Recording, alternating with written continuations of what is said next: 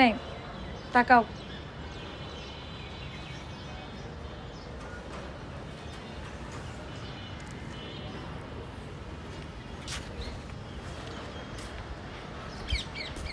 অনেক রোদ বাইরে, প্রচুর পরিমাণ। এই জায়গায় দেখেন আমাদের ছাদটা কত বড়।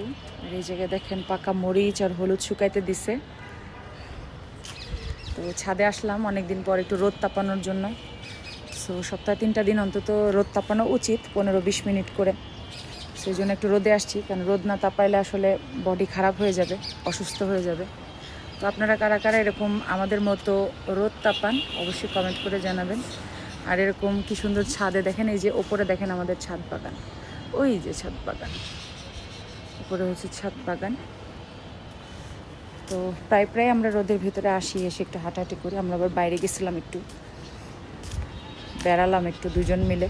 আমার টিয়া পাখির খাবার মানে লাল আঙ্গুর কিনতে গেছিলাম, কিন্তু পাই নাই, কোথাও খুঁজে পাচ্ছি না। আর যেগুলো রাস্তার পাশে স্ট্রিটে যে দোকানগুলো ছিল সেগুলো উঠাই দিছে। তো যাই হোক, আপনারা কে কীভাবে কাটালেন সকালটা, মিষ্টি সকালটা, অবশ্যই কমেন্ট করে জানাবেন। এই যে দেখেন কত সুন্দর।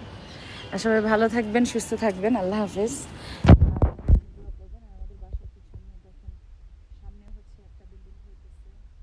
এবার আবার এই যে এই পাশে বিল্ডিং আছে, মানে নিচে খালি বিল্ডিং আর বিল্ডিং।